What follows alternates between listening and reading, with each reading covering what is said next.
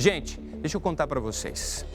Hoje nós chegamos ao segundo dia de reportagem, a segunda reportagem desta série, Dormindo com o Inimigo, na cama com o inimigo.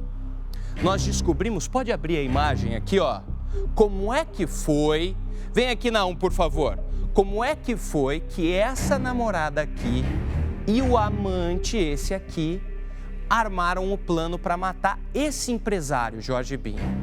Forjaram um assalto. E aí, em certo momento, eles dizem para a polícia que eles queriam apenas dar um susto no Bini.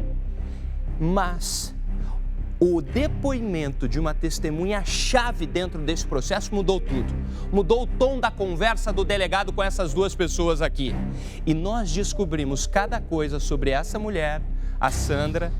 Você vai ficar de cabelo em pé. É o segundo dia de reportagens desse crime que já tem 3 anos, mas que está chegando finalmente no dia da justiça. Quarta-feira começa o júri popular, amanhã começa o júri popular. E nós estamos te relembrando o que é que aconteceu e descobrimos detalhes exclusivos. E mais, se prepara porque nos próximos dias vem bomba por aí. Eu tenho essa matéria completa, me dá só um minutinho. O inimigo dormia na mesma cama. A série de reportagens do Tribuna da Massa, Dormindo com o Inimigo, revelou detalhes sórdidos desta trama contra Jorge Bini. Nós começamos, a primeira matéria foi ontem. E hoje, mais detalhes. Se você estiver em pé, meu amigo, cuidado para não cair para trás. A namorada do empresário, a Sandra, nessa primeira parte da investigação policial, negou o envolvimento. Só que a polícia foi puxando o novelo de lã e descobriu uma peça-chave, uma testemunha-chave, que trouxe informações privilegiadas do caso. E a partir daí, os acusados começaram a abrir o jogo sobre dar um susto na vítima. Confira agora o passo a passo de como o plano foi arquitetado e colocado em prática. São detalhes exclusivos que você só vê aqui na tela da Massa. Pode rodar. Assim que o delegado toma conhecimento do crime, de cara ele já nota que a versão inicial de Sandra, a namorada de Bini, era mentira. Eu não participei de crime nenhum. O primeiro indício de que algo estava errado era o portão da casa estar aberto no meio da madrugada. Esse detalhe chamou a atenção da polícia, principalmente porque a Sandra conta que a chave dos carros ficava na ignição e ela não consegue explicar o motivo do portão não estar fechado. O portão estava aberto? Estava aberto, o portão estava aberto. Estava aberto? Estava, O portão da casa da senhora estava aberto para que saísse um carro às 3 horas da manhã? Não, ele estava aberto e só estava aberto. Estava aberto como? Todo ele. A senhora não sabe explicar por que o portão estava aberto? Não. Além disso, o carro de Sandra é filmado por câmeras de segurança da região, deixando a casa 1h30 depois que Jorge Bini já estava morto. Esse detalhe também não passou despercebido. Veja só. Essas imagens mostram o carro do ex-marido de Sandra e o dela. Primeiro um Gol prata, é o carro de Antônio, que vai em direção da casa do Bini. Alguns minutos depois, as mesmas câmeras registram a caminhonete dele passando. Nesse momento, Bini já estava morto. O corpo do empresário está na carroceria, enrolado em uma cortina. 2 horas depois, perto das 4 da manhã, a casa é incendiada e aparece o Palio branco de Sandra na direção contrária. Ela tinha acabado de sair da casa onde vivia com Bini. Segundos depois, o carro de Antônio segue atrás do dela. Agora vamos à terceira prova que leva a polícia a desconfiar de Sandra. A mulher vai no meio da madrugada até a delegacia da Polícia Civil de Almirante Tamandaré. E ao invés de pedir socorro e avisar que o namorado estava sendo vítima de 2 bandidos, ela conta que Jorge Bini teria sumido. Tocou o interfone, uma senhora aparentemente estava de pijama, tá? Diz que queria relatar o desaparecimento do marido dela. Diz que o marido dela saiu de casa e não voltou. O investigador orientou Sandra a fazer o boletim pela internet e, caso fosse urgente, ela devia procurar a polícia militar. Mas a postura de Sandra chamou a atenção do investigador, porque ela não demonstrou nenhum pingo de nervosismo. Por que eu tomei essa atitude? Porque ela não demonstrou nervosismo. Ela tocou o interfone e relatou que queria fazer um boletim, que o marido dela tinha desaparecido, tinha saído e não voltado. Essa informação que o senhor está me relatando dos homens que tinham invadido a casa... Ela não falou nada que estava disso. tendo assalto, que acharam fogo na residência, nada? Quando o delegado questiona Sandra a respeito da suposta busca dela por ajuda, ela conta que esteve na delegacia, mas omite a informação de que foi para dar conta do sumiço de Bini. O que a senhora pediu para registrar o ocorrência? Não foi isso que eu falei. A senhora está falando que o servidor está mentindo? Não. É crime de falso testemunho, né? Sim, mas eu não falei, tipo assim, eu pedi ajuda. O que Sandra não sabia é que naquele momento o delegado já tinha ouvido o policial civil. Note que pela primeira vez Sandra se exalta e ainda pergunta se o investigador tem provas do que ela disse naquela noite. Ele falou que a senhora falou em claro e bom tom que a senhora queria registrar uma ocorrência, que seu marido tinha desaparecido, tinha saído e não teria retornado. Mas ele tem alguma coisa gravada que eu falei? Bom, ele é o primeiro ponto, né? Ele é uma testemunha. Eu adverti sob pena do crime de falso testemunho. Ele tem o dever de falar a verdade. Segundo ponto, ele é um policial servidor. Mas eu também estou falando a verdade. A senhora é indiciada, a senhora pode mentir. Eu tô falando. Não me venha com lamúrias, do direito eu entendo. Nesse momento, a namorada de Bini começa a notar que a macabra história inventada por ela para se safar da morte do companheiro começa a ser desmontada, ponto a ponto. E o fato crucial foi a mudança de versão de Sandra. Como testemunha, primeiro ela conta que pede socorro, diz que a casa estaria sendo assaltada.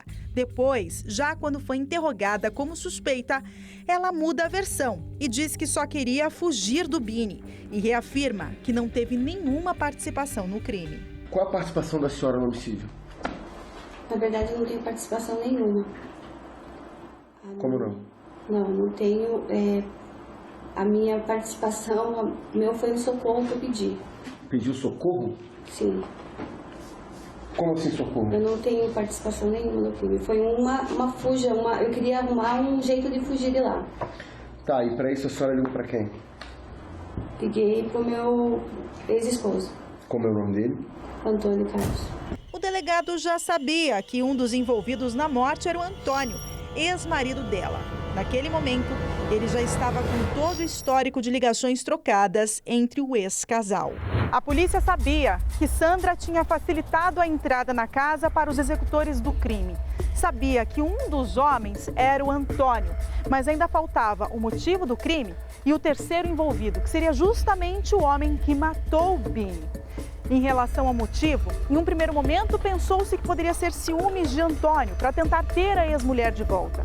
Mas depois, na versão de Sandra, tudo aconteceu porque Antônio queria salvá-la de um relacionamento abusivo. Um depoimento, ela falou que o Beto era uma pessoa muito ciumenta, o Beto fazia perseguição, e isso o Antônio confirmou para mim ontem, que a vítima a perseguia, a mantinha sempre em vigilância constante. Então, o que pode ser que tenha acontecido? Ela queria separar do Beto, não tinha como separar.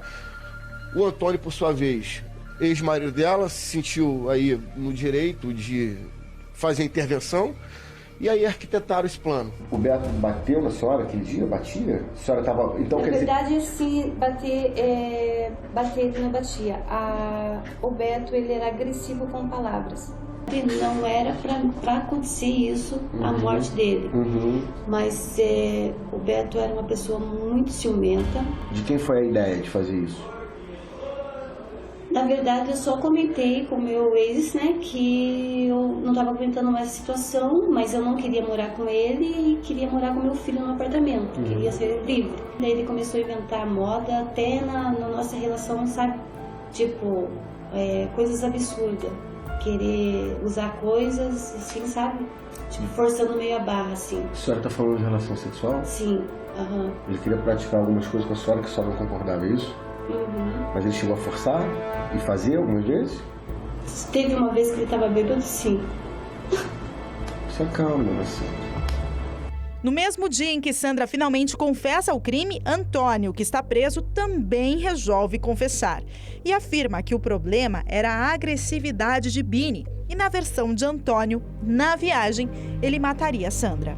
Ele ameaçava muito a gente, inclusive mensagem no celular ameaçadora. Várias e várias vezes dele ir com a caminhonete dele lá na minha casa, patinar a caminhonete, buzinar, altas horas da madrugada, não tinha hora para ele ir. Ele já ameaçou o senhor? Já. Com arma? Várias vezes dele estar com o revólver na caminhonete e se ele pegasse, tipo, eu lá na frente do lote, ele ia me matar. Ele ameaçou o senhor, seus filhos? Como é que foi isso? Isso, muitas vezes ameaçou meus filhos e ameaçou a própria Sandra, só que ela tinha medo de registrar boletim de ocorrência em razão das ameaças dele. Ele falou, se você fazer alguma coisa na polícia, você morre. Mas essa versão agressiva de Bini parece que só Sandra e Antônio viam. As duas ex-mulheres dele contam uma outra história bem diferente. Patrícia foi casada com Bini por 11 anos, mas conviveu com ele por 14. E quando questionada se ele era agressivo ou possessivo, a testemunha é enfática e diz que nunca. Ele era agressivo, possessivo? Nunca, de jeito nenhum. Não? A gente acabou o casamento, o desgaste mesmo do casamento, da relação. A gente terminou de forma amigável, né? Foi tudo consensual, não teve nenhum tipo de briga por nenhum motivo. E assim, durante o nosso casamento, claro, tínhamos brigas, como todo casal, mas assim, o Beto nunca foi de fazer qualquer tipo de agressão, nem verbal, nem psicológica, nem de ameaçar, nem de esmurrar mesmo, nada disso. Era aquele bate-boca e ele ficava quieto, ficava emburrado. Ele andava armado, mas... Nunca. Jamais, né? Não, nunca vi ele portando a arma, carregando no carro, nada. Isso porque ele nunca foi assim, ele nunca foi de... Não é da personalidade dele ser assim, sabe? Como eles mataram Bini? Vocês já estavam previamente mancomunados, articulados, para fazer o serviço naquele dia. Ele falou para mim que era para dar um susto. Diante de tudo isso, a polícia percebeu um plano muito bem arquitetado para matar Jorge Humberto Bini. Ele seria dopado e, quando não pudesse mais oferecer resistência, assassinado. E dessa forma, Antônio teria o caminho livre para Sandra, sem ter que conviver com a sombra do rival. Mas para isso, ele precisava de ajuda. E um terceiro homem foi envolvido em tudo isso. E foi justamente esse cúmplice que contou todo o crime para a polícia. Através dele, a polícia conseguiu provar que Antônio e Sandra eram coautores de um assassinato covarde e brutal. Éder Grumon conta todos os detalhes e você assiste amanhã. Amanhã, a terceira e última reportagem dessa nossa série Dormindo com o Inimigo. E eu tô assistindo aqui, eu fico até...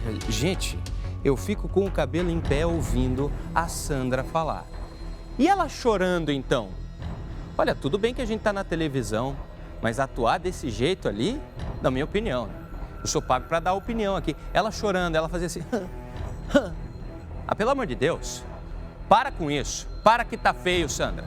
Para que tá feio. A polícia não acreditou nesse papinho. Papinho não colou para a polícia e nem para o Ministério Público. E amanhã, será que vai ser esse mesmo papinho que ela vai tentar trazer lá no banco dos réus, para o corpo de jurados? Será que ela novamente vai chorar dizendo que o Bini tentava forçar a barra com ela? Gente, nós estamos falando de uma mulher que arquitetou um plano maligno com a ajuda do ex, que era amante neste momento, para tirar a vida desse homem. Não tinha nada contra ele. Nós não encontramos nada contra esse homem no papel, na polícia, nada disso. Uma mulher maligna, na minha opinião é isso.